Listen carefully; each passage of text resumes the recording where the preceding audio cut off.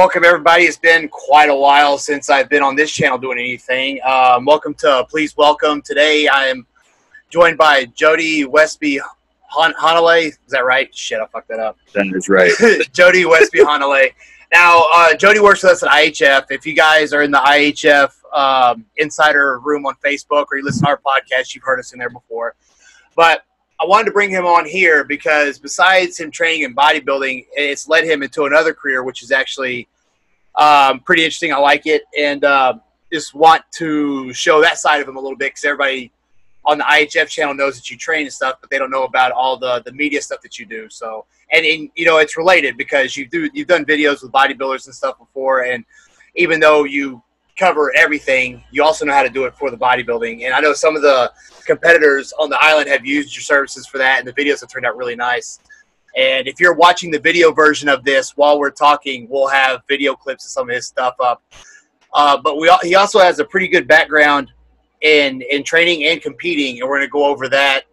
So just help expose some of the trainers on the island for guys out there looking, and guys out there that want some media done for, you know, their competition when they get in competition shape or whatever. This is the guy to go to.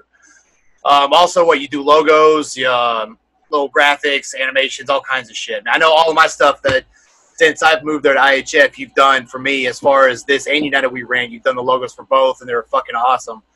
And so, anyways, I'll let him take over here. First off, you know, you got into bodybuilding when you were young. Actually, you posted some pictures on your IG not too long ago, like yesterday when you first started, when you still had hair. Yeah. So I know you said the way you got into bodybuilding was really interesting. So go ahead and start there and tell us how you got into it. You know, well, for me, it was, I guess you could kind of say it was like a sort of stereotypical, like, had to do weight training because of football. And, you know, that sort of led into, like, oh, wow, you know, like, I'm reacting better to this. Like, my freshman year, like, the seniors are, like, you know, talking to me, like, oh, wow, look at your arm, look at your shoulders, look at your development, whatever. You know, as, like, the freshmen, you know, like, the squid, you know, like, typically, like, all the freshmen get teased by the upperclassmen, but for me, it was, like, a lot of them really liked me because I, like, you know, I was, like, developing muscularity-wise a lot faster than all the other guys, you know, my age group. But then, you know, I had, like, growing up before that, like, honestly, I just always really loved, you know, like, action heroes, freaking superheroes, and I always kind of, like, want to look like that. Wolverine and, like, the Hulk were, like, my two favorite characters, like, of all time. So, like, I kind of, like, wanted to look like that. But then when it came to bodybuilding, it was actually it was something I started kind of doing after, I would say, around, like, 8th grade-ish. And I literally only started working out in my bedroom. Built myself, like, a little bench out, some 2x4s and some plywood that I found on the side of the road. And I made weights out of some, like, juice, like 1 gallon juice jugs, and fill them with sand from the park down the street. And I would, like, watch, like, a whole, like, episode of Johnny Bravo just doing bicep curls. And like, literally the only reason why I just kind of started working out was there was, like, this sorry, this bike pass. It's all good. I don't know if you can hear that, it's super loud. That's all right.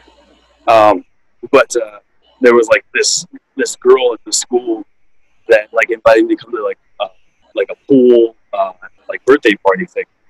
And, you know, like, so, like, she had mentioned, like, you know, like, oh, you know, like, you know, you're in shape and stuff, you must have a six-pack. And I didn't have a six-pack, but I said yes, but I didn't. So I started working out. I had 2 weeks. I had 2 weeks to get ready. So, like, I did my little workouts and stuff and started to get myself in shape. And then, you know, birthday party got canceled. So, didn't even matter for that particular reason. But then it led into the next thing. So I started kind of doing my own little workouts at home with all the stuff I was telling you about. Kind of upgraded a little bit. I used to ride my bicycle to Kmart and then steal 20-pound dumbbells, stick my backpack, run out, and then ride my bike back home. And just working out at home, and then got to high school. Was the very first time I ever played, like, school sports, had to do, like, required weight training and all that. And it was actually right the summer between junior and senior year. I decided to quit playing football. Kind of got into like started butting heads with the head coach because I chose to go to like a church camp instead of like a football camp. Oh, during the summertime, and it was just like 2 weeks. But I went to every other summer, like every other like football camp.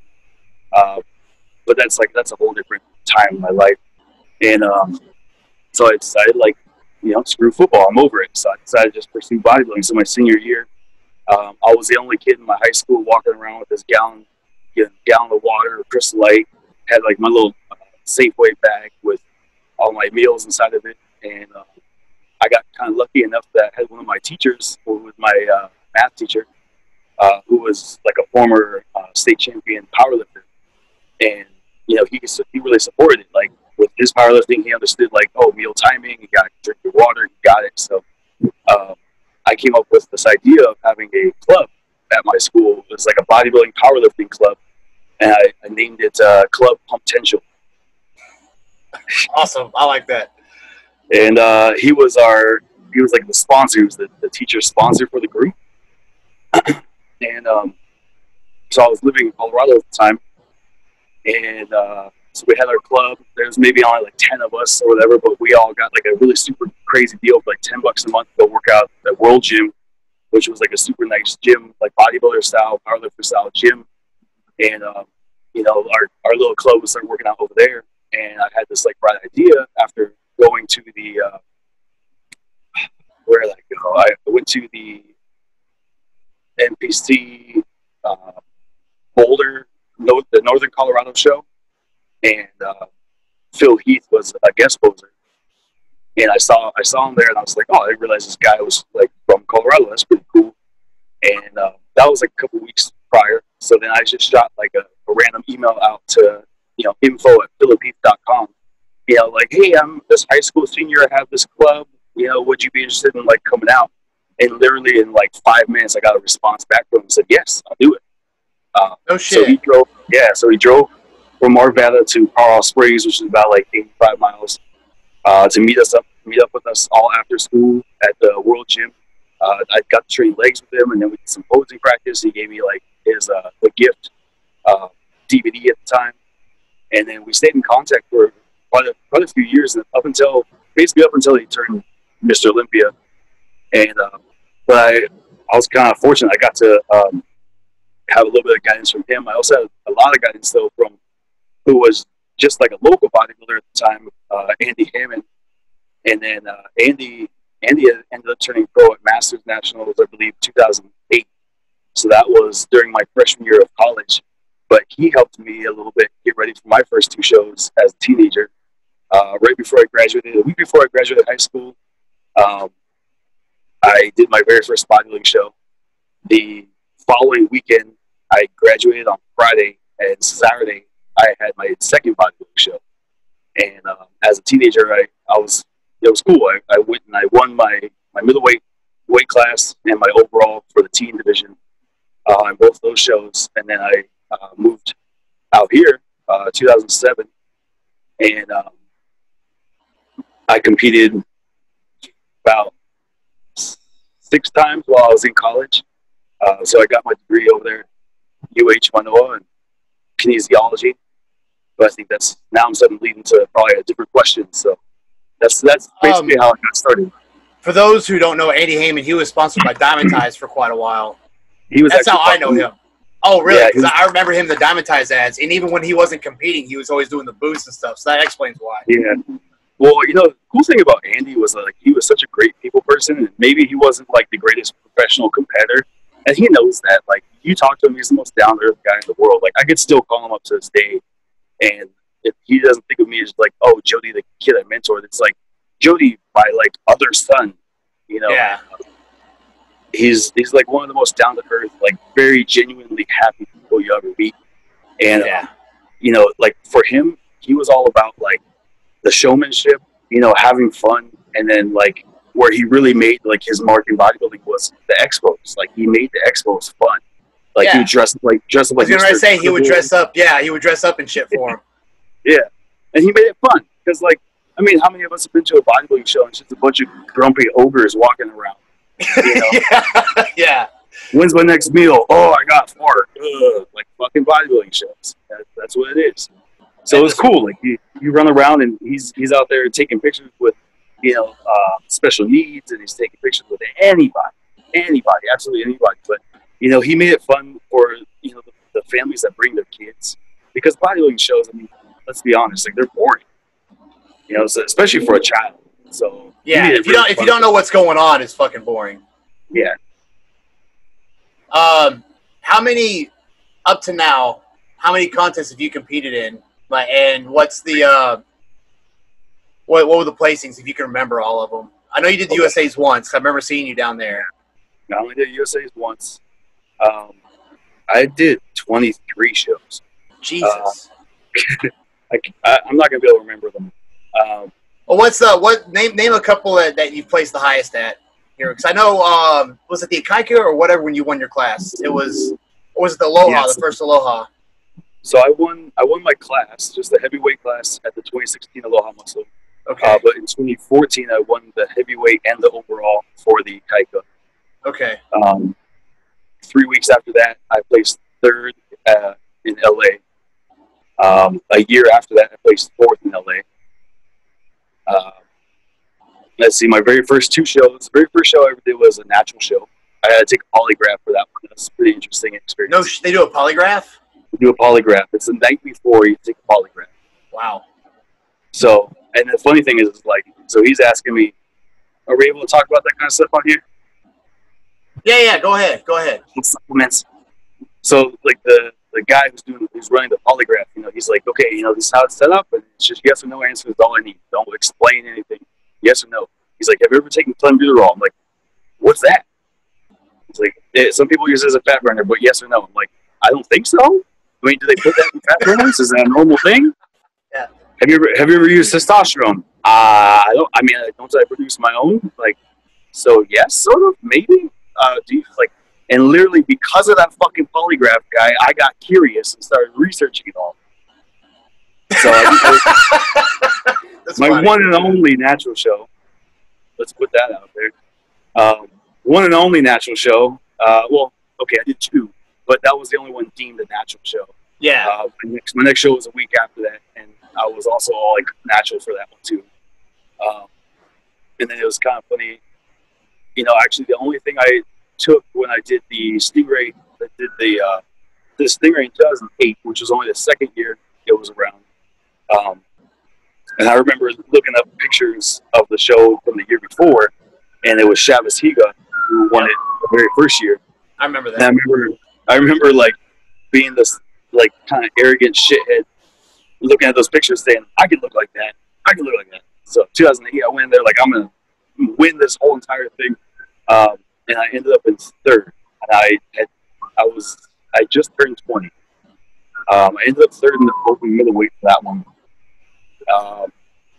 And the guy that actually won my class was this guy Carlito Kamat. I remember that. Yeah, I know what you're talking about. Yeah, so Carlito is like one known here in Hawaii, very good bodybuilder. Definitely, probably would have turned pro, like in that middleweight class. But he passed away a few years ago At the Cup, right? Yep. Yeah. I remember that happened. Yep. So he passed away in his hotel room, and but he won my class in that one. Won the whole show. I did the Paradise Cup. Guy Leong's last year for the Paradise Cup in 2008. And so for those who don't know, Guy Leong was the guy who ran the thing, along with his partner, who has now also passed away.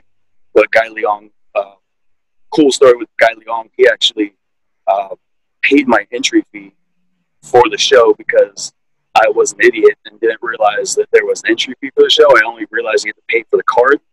So for the NPC card, so it showed up at the weigh-ins with my money for that, but just for my NPC card, and at the time it was only $75. But I was like, the kind of broke college kid, and Guy Leong was standing there when I was doing, standing on the scale, and he overheard them asking me like, "Oh, do you have your entry fee money?" And I was like, I don't have it. So he actually he covered it for me. And I don't know if it's because he maybe saw potential in me or if he's just that nice of a guy. But had a pretty good relationship with him for that show, and then just for the few months after that until he passed away. But just such a nice guy. And then Greg Leftport too. He and I butted heads once upon a time, but we made up, became friends again at USA's in 2015 or 16. But then shortly after that, he passed away too. You know, those that was back in a time where that show, those guys used to, you could tell they invested a lot in it because they used to get badass guest posers. Yeah. It was, I used to go for the guest posing because I remember the first time I went. Event.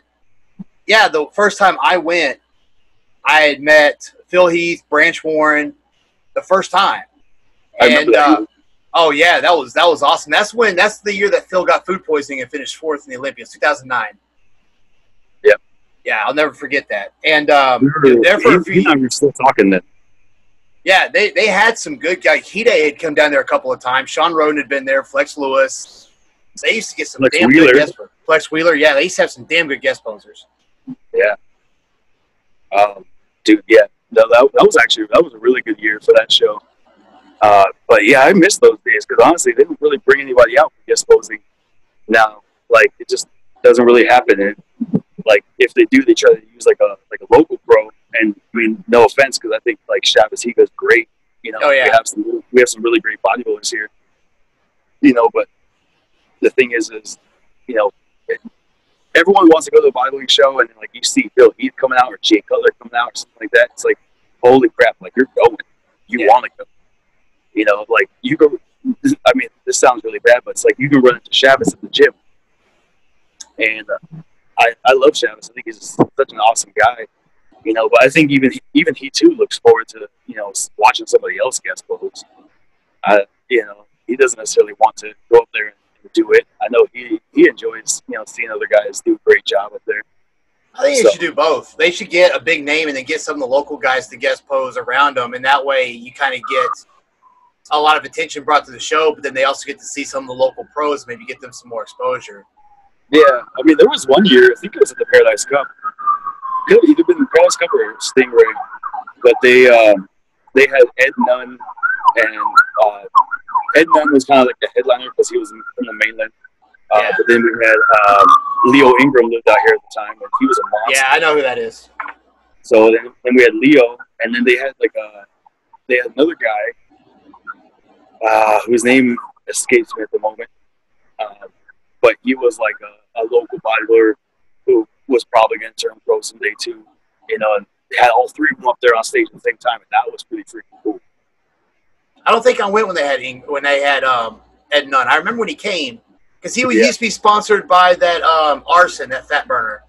Yeah, remember? That's how old I am. I remember that. Well, that was like when Silvio Samuel was still like when he was still in the game. Yep. When he win the what was that? Did he win the New York Pro one year? Wasn't that the big show he won? He won like the New York and then won like 4 shows right after that. Yeah. With the English Grand Prix and that whole like Europe tour. He won like every single one. Yeah.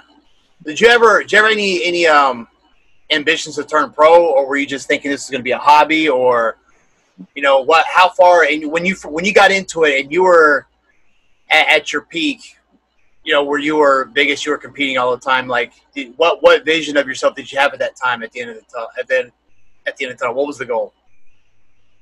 You know, like when I was younger and getting into it, once I fully understood like how it works, like the ins and outs of it,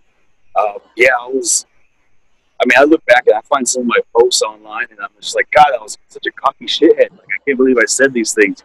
But I'm just like, I'm looking at this stuff and I'm just thinking to myself, like, I can't believe I'm the guy online, the 19, 20-year-old kid that's like, I'm going to be pro by the time I'm 21. IFBB pro card all the way. Like, I'm going to be a pro and whoop your ass. Like, you know, just saying like really stupid shit. But I mean, that I guess when I initially like fully understood everything and like I wanted to turn pro, like I really did. But it was different. It was still different than it is now. Like social media wasn't really big yet. Like really the extent of social media was like Facebook, MySpace, and YouTube. And like people weren't really promoting themselves as athletes that way. So like you had to get in, you know, you had to go to like a national show and compete. And then all the big photographers are there. And then, like you need to get invited by one of those photographers to go do a photo shoot while you're there, you know, between prejudging and finals or like after the show or whatever, you know, try to get a picture, some photos done with these guys, you know, and where you have a chance of it getting published. And then you have, your way in. I was really for bodybuilding. I was only able to get a picture in one magazine ever, but it was pretty cool. 2009 October edition of Flex magazine. So I have one little blurb in there. No shit. Bottom left corner with my picture when I had like some long hair and competed at the Paradise Cup. And it was kind of cool. They kind of like took some of the bio stuff that I sent them that they asked for, and they added a little bit to it. You know, they had like a little editor's note on there, like, oh, you know, watch out for this kid. Definitely looks like he's got some great potential. And you know, like it kind of made my head a little big. And but then I did collegiate nationals, 2009. Did the middleweight, and I took fourth in that. And that was like a very like odd fourth place because I was in the second call outs the entire time. So there was one guy ahead of me there was two guys ahead of me on stage. So like it looked like I was in sixth place. You know, having been at prejudging, you would have thought like I was dead center in the second call out. So it looked like I was in sixth place. But when finals came around, all of a sudden I got fourth, and I had a lot of compliments from people saying like, "Oh, you could have won. You should have won that class." And I remember approaching George Farah after the show because his client's the one who won my class, and I was like, "What do you think I need to improve on? Like, I'm not trying to be an asshole, but like, how'd your client beat me?" Yeah, because I was like shredded to pieces, and it wasn't like he was any thicker than me, because we're like the same height and everything. And he was just like, "Oh, you're flat," and like turned his head. And I was like, "What do you mean flat? Like I literally ate an entire fucking pizza today. Like I don't feel flat. I'm veiny as hell, and I'm shredded to fucking pieces. Like that was by far the most shredded I had ever been." Yeah. And, you know, I mean, you should be shredded at 177 pounds. Whatever. Oh, for sure. He should be shredded. And it was just funny. He goes, "Well, obviously your coach doesn't know what he's doing." So I turned around. My coach was standing right behind me. And I was like, "Hey, Cameron." I was like, "George doesn't think you know what you're doing." And then he turned around and they got into it. And I walked away. Shit. But then it was cool, though, because that show, I was able to make some really good connections with some of the other guys who, probably like five of the guys I competed with at that show are now pros. One of them being Unwin. Unwin, he won the heavyweight class at that show. Okay. God, there's so many other ones. One of my really good friends, Johnson Irizarry. He's not pro right now, but he's right there with those guys, and he's very, very big on social media. But he's also like one of those like flat earther people, so he's way into that stuff too. But yeah, what was the question? You got it. How did you start getting to the training aspect? Like, how did you go from? Well, you were competing and training people at the same time, but what was it that sparked the light bulb off that you should start training people as a career too? So when I was in college, I already knew what I wanted to get. I didn't know what it was called, but like my senior year, I remember telling somebody at church that like I just like exercise. Like I wish there was something about exercise. I want to know as much as there possibly is about it. And he was like, "Oh, it's called kinesiology." So I literally just like looked at the UH Manoa website, saw the word kinesiology, and was like, "Cool, they have it." And I honestly didn't even apply for college until about a month before. But I got in. I had the ACT scores to get in, and the GPA and stuff from high school. So I went to UH. Kind of like I was getting my degree, and while I was in college, I was competing. And then I'd have like some guys like the school gym, you know, asking me for tips and stuff. And then that led into actually when I competed at the 2008 Paradise Cup, I also had 4 clients in the show with me. Well, I wouldn't really call them clients; they were my friends. But like 4 of my buddies from the school gym competing in the show too, and it was just cool because like for all of high school and like all my freshman year of college, I was like the only guy walking around with this gallon of water, and his meals and eating in class. Had like this little fold out like D battery flip out fan that I would stick to my desk because I was super hot all the time. And it's kind of cool because then my sophomore year I was able to like kind of convert some guys into wanting to compete and get really into bodybuilding, and they did some shows with me and I helped them get ready for those shows. And then I just got focused on myself as far as bodybuilding goes. Did like a little helping people, but my ultimate goal after getting my degree was actually to go off the PA school. So I was gonna go off the PA school at Mount Sinai, New York, and at the time it just got out of like a bad relationship, and that ended, and I just had no money. I had no money, but it was summertime, and I was like supposed to be leaving in August, to go to New York. And basically, just it was like going to be the summertime job where I picked up a gig over at 24 Hour Fitness as a trainer, and I just figured it out really fast. Like I enjoyed training people. I already kind of knew I already knew what I was doing when it came to exercises and stuff. Obviously, I've developed new techniques and methods and training strategies and knowing how to, modify things for different types of clients and stuff now since then. But, I got really into it. And so right after like having my degree, you start out at 24 Hour Fitness is like CPT 1. And they're like, oh, if you want to go CPT 2, you need another cert. So I got another cert, CPT 2, which means you get a higher percentage off of the worth of the session. So then I bumped up to CPT 2 and then to 3, and then I became elite, which gave me like 27% of like whatever the session was worth. So if the session was worth $100, I was getting $27, plus I'm getting 20% of the sale on commission, and then I'm also getting minimum wage at $7.25. So I'm 21 years old, making like $30 an hour or more. Thinking like this is fucking awesome. But the thing was too is I was like really good. I figured out that kind of that corporate system. And I was like banging out sessions, broke all kinds of like session records nationwide for all 24 Hour Fitness. I was like servicing like over 180 sessions a month. And at 21 years old, I'm bringing in paychecks every 2 weeks at like anywhere between like $5,000, $6,000, $7,000 every 2 weeks. Jesus Christ. So like I'm 21 years old thinking like, wow, like fuck college, like fuck going off to PA school. Yeah. Screw those guys. Like they can keep their keep it. Fuck it. I don't need their education. Like I'm doing this. I'm making more than those fucking PAs are. Screw them. So that was kind of like the mindset. I was like, I'm gonna stick to this. But short lived at 24 Hour Fitness because after about a little under 2 years, they offered me this opportunity to go through this like management training program, and I went through the whole management training program. It's about 6 months long, and went through the whole entire thing. Basically, I was promised the job from the district manager as becoming the fitness manager at the Hawaii Kai location.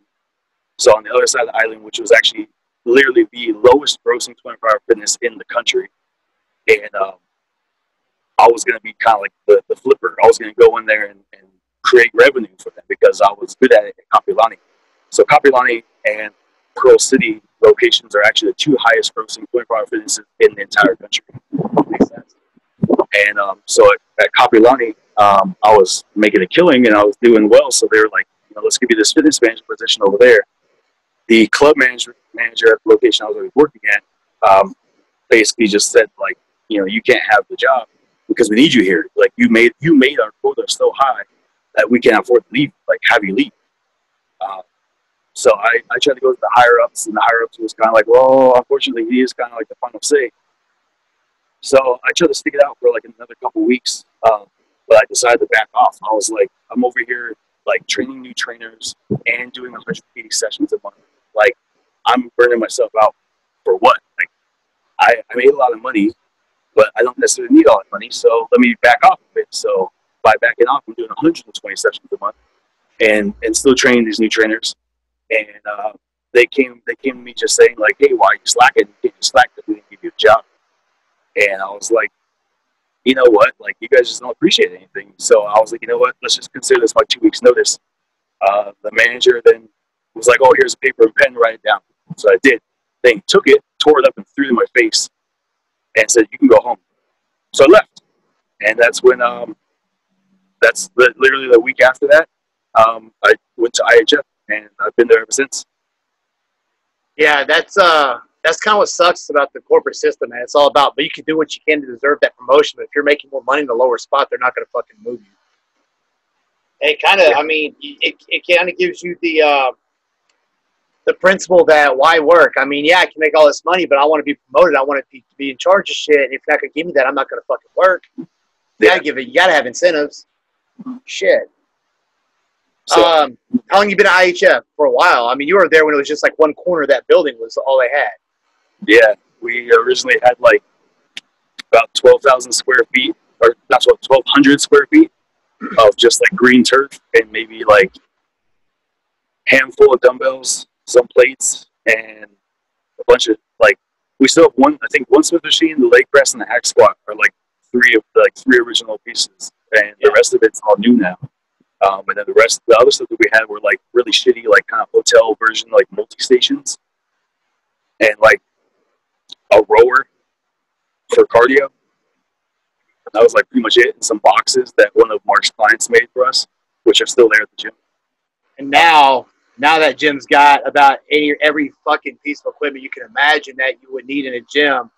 Reverse hyperextension, everything you need. I mean, you can go in there and point out, well, you don't have this, but I would come back with nobody fucking uses that. That's why we don't have it. Yeah. Everything that's beneficial to bodybuilding and then some, like the sleds, ropes, all that, it's there. I've never seen a gym like that absolutely you didn't have to worry about shit. Yeah, that's the coolest thing about being there is, like Mark and I were able to, really develop like a good friendship too, and where I was like, and I've been able to have like influence on like machines for the gym and layout. I've been there like laying down turf, cutting the fucking rubber for the floors, painting the walls. Like, I've been there for all that kind of stuff, and it's really cool to see it really be what it is today. And especially watching it expand. Like, we used to like have to like walk over like pallets and walk around giant pallets full of like cabinets and doors and hardwood flooring just to train our clients. And at one point we had a bunch of machines that got shipped in on pallets, and we were having people work out on the machine on a pallet that was like wobbling like this, and like it was hardcore, and people stuck around me. Like, I have one of my clients has been with me since I got there. Yeah. And still trains me to this day. And then actually two of my clients, I'll take that back. There's two. I have two clients that have trained with me ever since. Regardless of the shipment of the way and fucking pallets and all that stuff, only having a really small strip on the top level of the warehouse, to now having the entire top floor and that entire garage.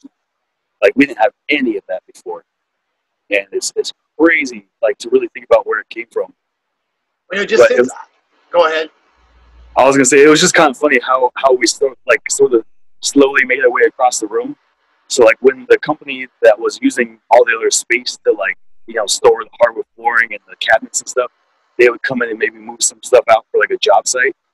We would like slowly push like a machine back like a foot, and take a little bit more room, so they would have less room to store their stuff. And so as they started to bring stuff in, they would just keep moving it back. And so like, as they take stuff out, taking the next job site, we just slowly kept creeping across the gym until finally the owner of the company was like, "You would just want the whole fucking floor?" We said, "Yeah, we do." So we took it. I know, just since I've been there for a year and a half, almost 2 years now, the amount has changed. And when you said about having suggestions of what goes on, I remember one time he came in, Mark, and asked, what do you think we should get? And I was just like, well, I'd probably get this and that. And like a few weeks later, it fucking showed up. I'm like, what? Like, I mean, he's already done more in that gym in the year and a half I've been there than the last gym I was at for 7 years. So that's like, I like seeing that because it tells you that the owner gives a fuck about the gym and he gives a fuck about the members because he wants the best shit for them. So he's constant. And it's not necessarily getting newer stuff; it's getting the right stuff. I mean, you can get new equipment that's been mass produced, and that shit is crap.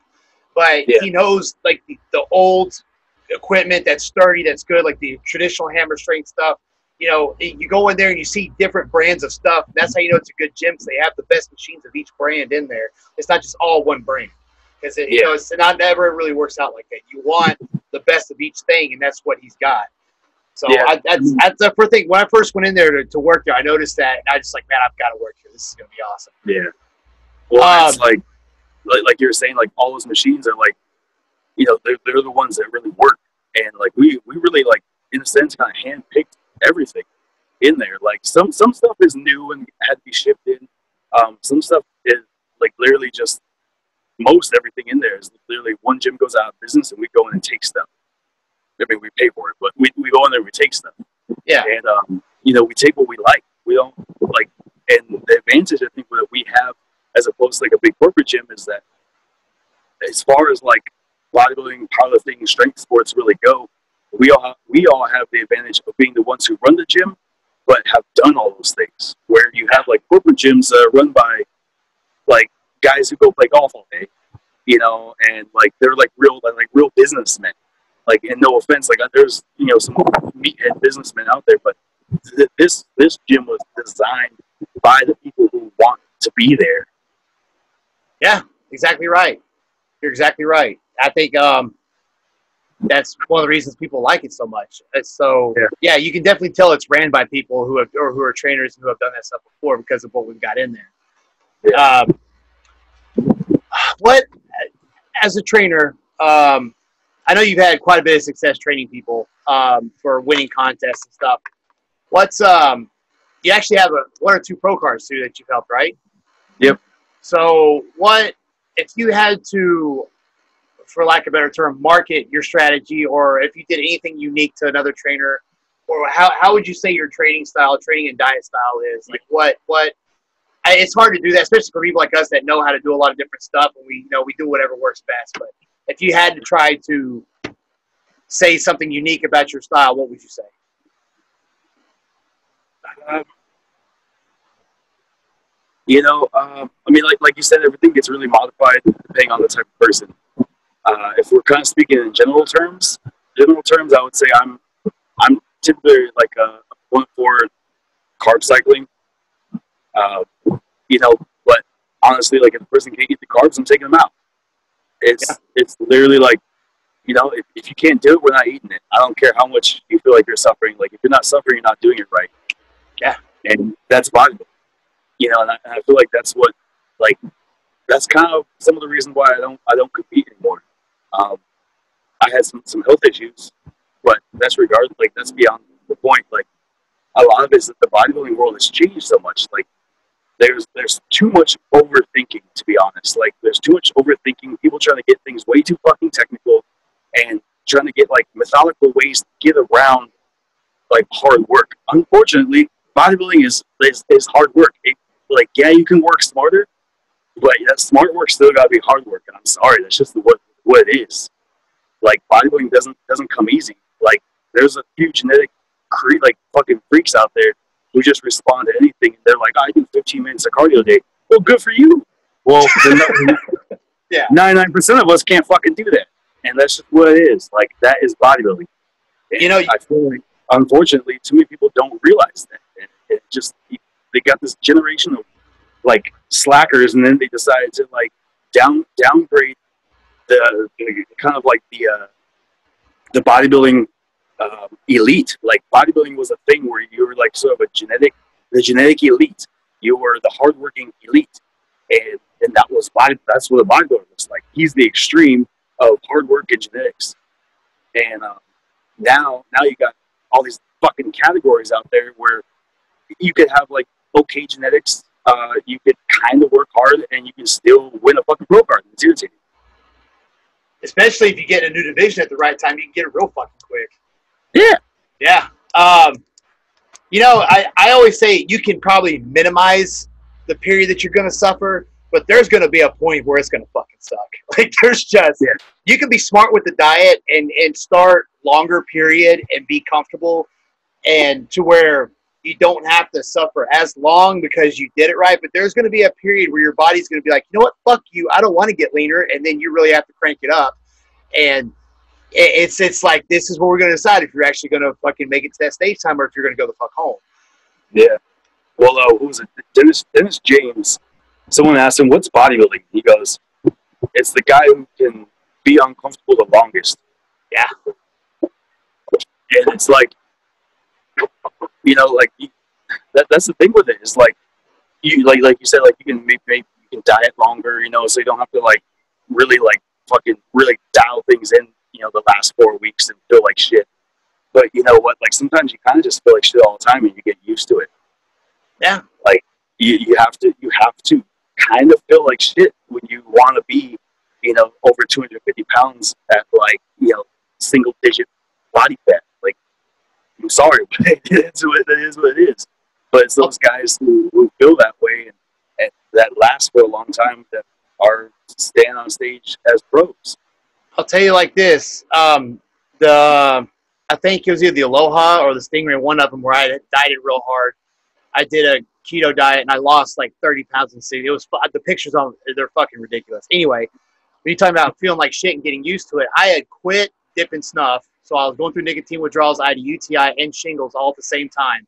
And the doctors, they did the test on me and found this besides the withdrawals and said, "Are you okay?" I said, "Yeah, I'm fine." They're like, "You shouldn't be. What the fuck's wrong with you?" And they were like, they told me I had all this stuff, and because I went in because I found the shingles on my side. And then they realized I had this bad UTI that was like about to start cooking my fucking organs that had been in there, which is a funny story for another time. But they thought, they gave me the impression that I should have acted like I was on my deathbed. And I was like, nah, I'm okay. I'm used to feeling like shit. So I think I'm normal. So yeah, it's you got to get used to that. And some people, the least amount of inconvenience they get to, they start whining, and you're just like, dude, fuck you, man. Like, this is just the beginning. And that's why I like training. I've learned how to make the dieting comfortable, training everyday people, but I do miss training the competitors and just seeing, like, how much can this person push this shit. Because I've seen some people really fucking push it. I don't know if you remembered, I trained a girl all year, and there was one, she was 6 weeks between contests, and we starved and beat the shit out of her. And in 6 weeks, she went from not even getting called out to play, getting first call at the next contest. But those 6 weeks fucking sucked for her, but she didn't. She was wanted that bad. I'm like, that's the kind of attitude you have to do this, you know. Yeah. And the thing is, like, when you're not, you know, we've never been pro, so we had to do our everyday life shit around that too, which makes it even fucking harder. Well, even the pros have everyday life shit. Like, one of my best friends, he's a pro. He's a 212 pro, and I was getting ready for the Ferrigno 2015, and I had, like, a whole bunch of shit happen, you know, with my business at the time.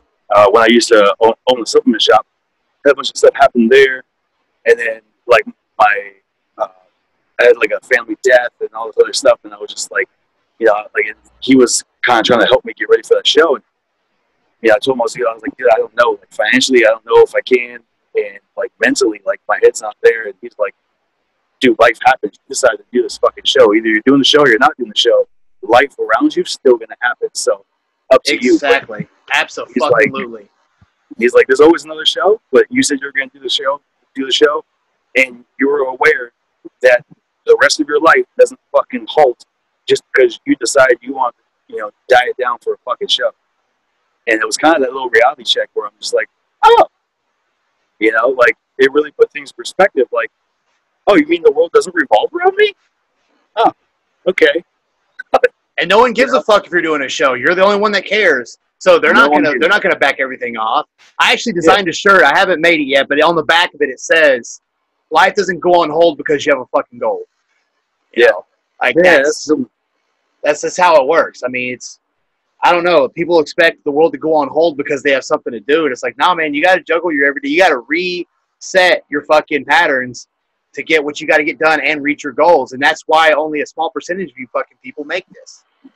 Now, getting into what you do now, because now you have like a, what do you call it? Like a media company, or how would you name it? Because you do pictures, videos, all kinds of stuff.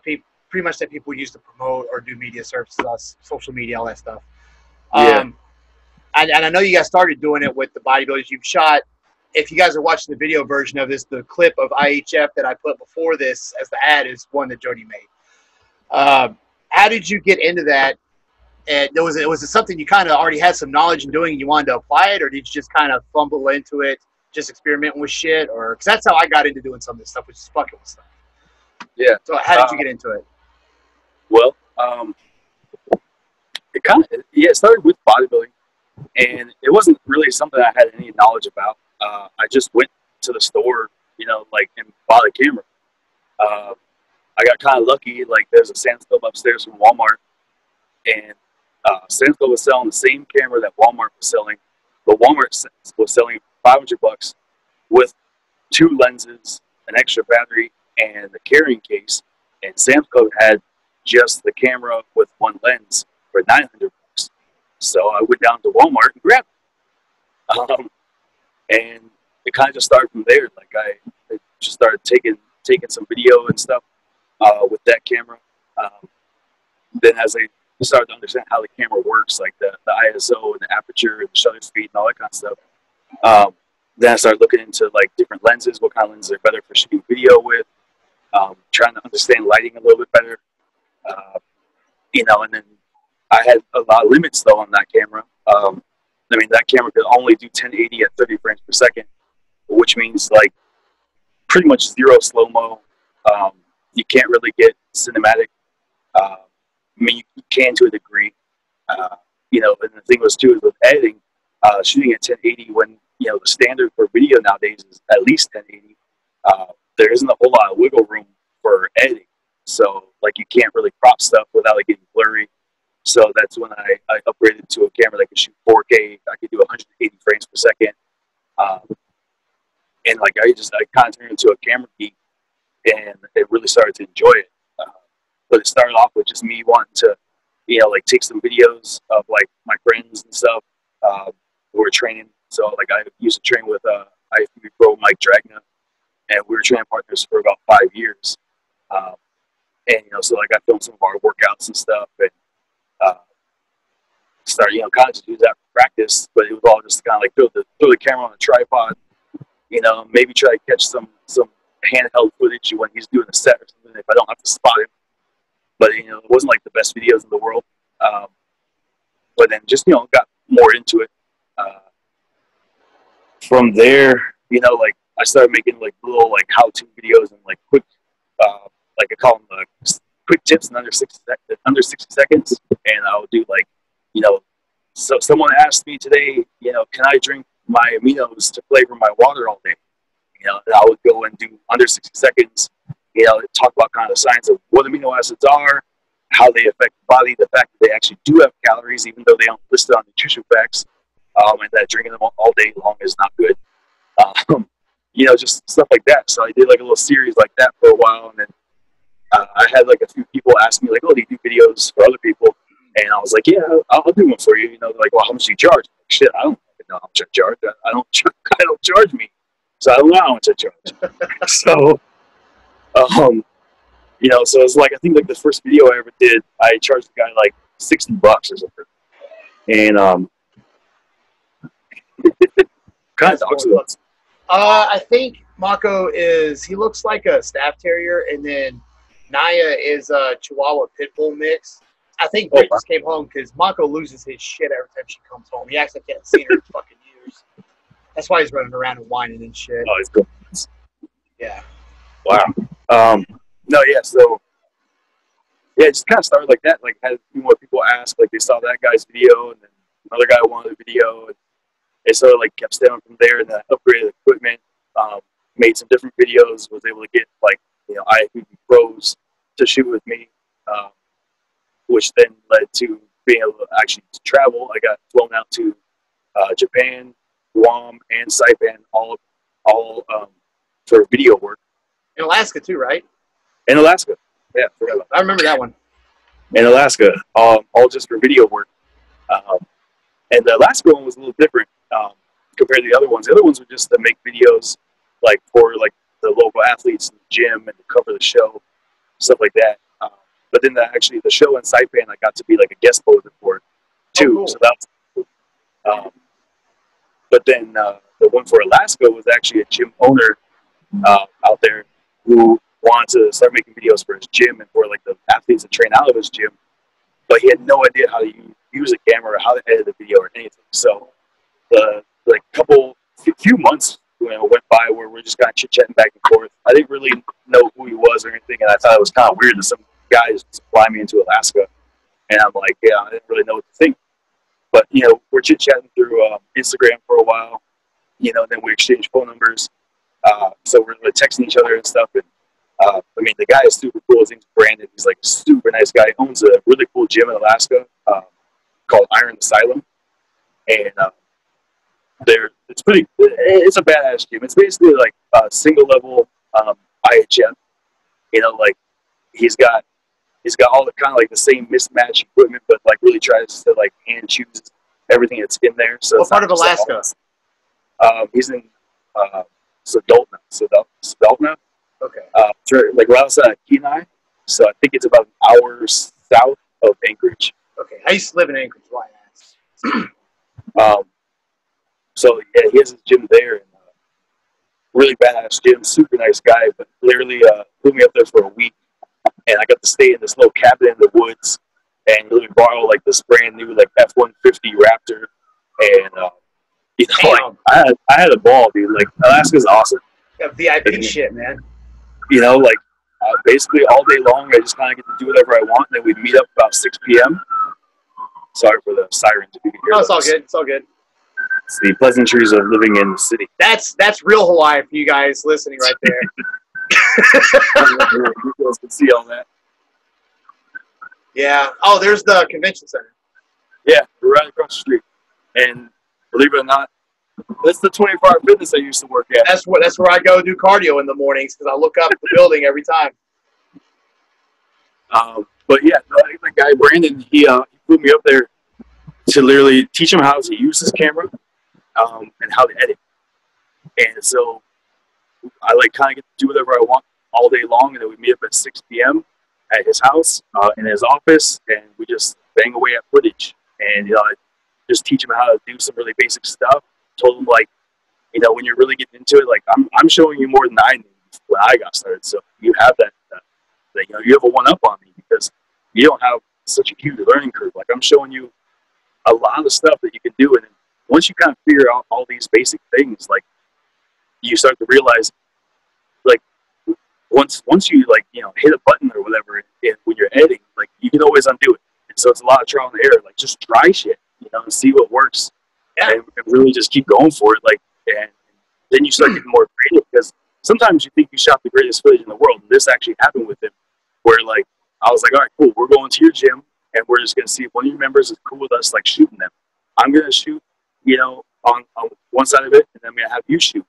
And then when we get back to your office, we're gonna compare. And I'm not trying to do it like I'm better than you, but so like we're there. And he's shooting. He's like, dude, I got some badass footage. And then when we got back to the office, he's like, my footage looks like shit.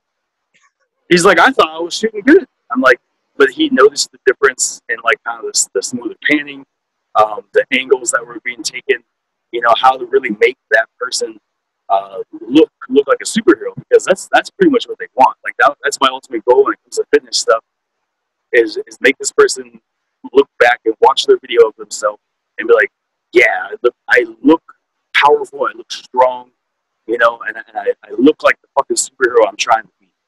And a lot of it maybe is like my own, thing. Like I was telling you when I got into it, like I really like action heroes and superheroes and all kind of stuff. And so I kind of figured a lot of us all do. A lot of us who are into it, and like those of us who took it to the extreme or take it to the extreme, that's kind of our ultimate goal. Like we want to fucking, like if you see an accident and this person's trapped inside their car, you want to be able to rip the door off. Yeah. Like, like that's the thing. Like you want to be that person. So at least here in this video, I can give you the opportunity to showcase. Yeah, the angles and stuff, man, they make you when just from what I've done with my phone in the gym, I can tell if I shoot panning up or shoot coming down, depending on what I'm doing, makes all the difference in the world. Yeah. And so it's that's how, I mean, I don't know a lot, but the stuff I do learn is just trial and error. Once I learn the program I'm using and learn what the buttons do, I can just, fucking make shit up. Yeah. But, I'm trying to learn from you to get up on what the shit you can do now. I think one of the problems that sets me back is I don't want to buy the goddamn programs, which I'm going to have to do eventually. What are you using? I just use I use the iMovie with my computer that comes in, and then whatever's on. I bought a program for my phone that does. If I had the hard drive space, I could do 4K. Yeah. But actually, the quality that comes onto YouTube, if I upload it to YouTube straight from my phone, the quality is fucking awesome. So I try to use my phone as much as possible. Yeah. Well, I mean, I want to solve the webcam problem. I want to get to where my webcam does really high quality shit. I mean, it looks good, but I want like crystal clear, like almost it looks like I used the actual video camera, which I know a lot of the guys that do it, like Columbo and stuff, I think they wire a camera to the computer, right? That's how they get it so clear. Yeah, that's how I'm doing that shit. You could just take like a DSLR or a mirrorless camera and directly, it's called tethering. So you could tether it into your computer and just record straight to your camera. Yeah. So you could do that. You could just get like a good camera with like the nice like focal range that you want, so you can maybe blur your background a little more or whatever. But honestly, like I'm kind of surprised. I was noticing that with your camera that it like really keeps you in really good focus, and it's doing like what we call like a bokeh like very well. So it's like keeping you super focused and actually blurring your background right around the edges of you and your chair very well. I mean, considering it's a webcam, like it's a Logitech. I bought it quite a while ago, but I mean, once I started, I got it set up to Zoom. Like it does pretty good. It's just I want that super TV quality or movie quality eventually one day when my channel does grow. But I mean, the videos get their purpose done, so I just got to deal with that for now. Have you started shifting towards the media stuff as being the main career now? Is that what you prefer to do? Or are you still wanting to like go back into training people for contests? Because I know with this dumbass pandemic and shit, we've kind of gotten out of training for contests because they've all been canceled.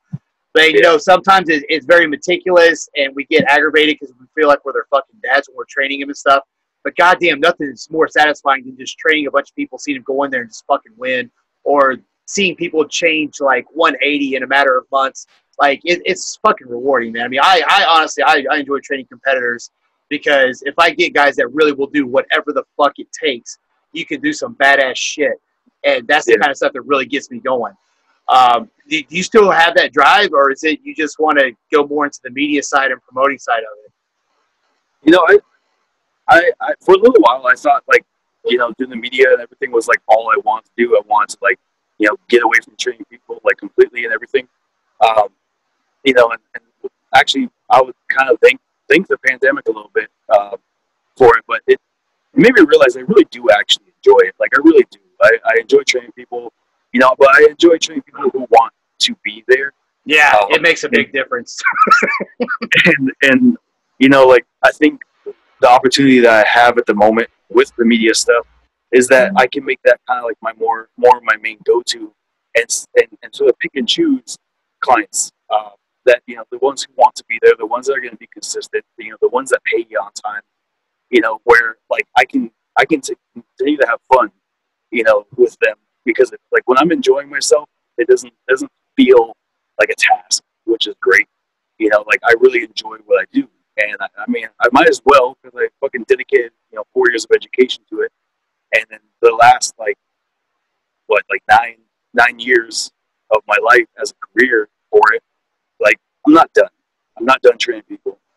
I just think like I have the opportunity right now where I can use something else as my main focus instead of having to hustle super duper hard trying to get like an entire like client base set up for shows for the year, and have like my regular like non-competitive clients all set up, and like worrying about whether someone's going to resign or not so I can pay my bills this month. Like I really want to enjoy it. I want to have it so that my clients know I'm enjoying it. And really just like and continue doing it. But I think right now, I don't want to take on anybody and everybody that says they want to do a show. Yeah, I see I get what you're saying, because I got my side hustles too, and I've gotten really good at them because I was at a point where I was training a lot of people and I was making good money, but I couldn't get. I don't want to say I couldn't get the results, but I was more likely to overlook shit because I had so many fucking people to go through every day. It was like, it would be cool if I had a side hustle that I could do to where I could just train like 5 to 10 people and really fucking put everything into them. And because out of, you could train 20 people and maybe get 8 that really are like, I will do however many days I need to be here, however much I got to spend, whatever I got to buy, I'll fucking do it. And it's not the fact that those guys will have the genetics. That's why they look better. They look better. They do better because they fucking want to do better. That's what it comes down to. I see a lot of people have the potential to say, I'll pay whatever, I'll do whatever, but their head's in the fucking clouds. So it is cool to have another job or another side hustle to where you can filter out the people that just aren't going to fucking do it. And I think you do better business when you do that, because it shows that you still have value in yourself and you can do your job. When you start taking every Tom, Dick, and Harry and charging whatever to bring them in, I think it devalues you, because you're just like, you're just taking anybody just to try to pay bills, and people catch on to that. Now, there is a couple of trainers I know that are super fucking good and they can train a lot of people and they do that. Me, I'm too ADD. I can't do that shit. But it's the point of this is, you both have experience in having side hustles, and we can use that to train who we know is going to do very well. We can pick and choose a little bit. So it's I think it honestly, me myself, when I've put more value into what I charge and I pick and choose, I do better. I do better because I have who I want. It is more fun to train. Those people are good. If somebody's going to work 100%, I'll give them 110%. They give me 50%, they probably ain't going to get 20% out of me. Well, I think too, it's like, well, I wouldn't say like you take every Tom, Dick, and Harry or whatever, but the thing is like when you do have like quality clients, what ends up happening is like you just, the only ones who come to you eventually are just quality clients. Like I've been there where like I've had like everybody, and then I've had like out of like 25 clients, I have 2 getting ready for a show, but they're 2 that are probably going to win. And so the thing is like, those 2 guys win the show. People find out that I train them. Then you get 2 more guys that jump on it. They win or do well in the show. You get another couple guys, and then eventually you're just known as like the guy to go to. And I was one of those guys. At one point where like when people were debating between who to go for a prep coach. Like a lot of times I was one of those guys like in their head. Of like who to go to. And I think that's kind of the advantage that I guess I'm at the moment, is that there's still people out there that know that I can do quality work when it comes to that. Like when it comes to contest prep, I can still deliver. You were doing it when I first got there. You had a group of contest people when I first got there that did really good. Yeah. It's not like it was 10 years ago.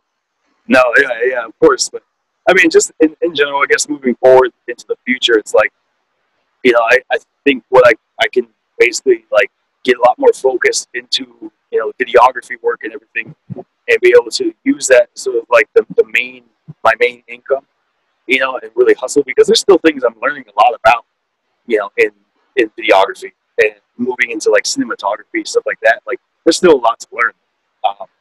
I feel like with, like contest prep, I have a way of getting somebody ready. I know I can, and I know like with the right person, like we can win shows. And so like if all those ingredients are there, at the same time, like I always know that as a trainer, like I'll be able to deliver there. Like there isn't, I'm not gonna be the asshole.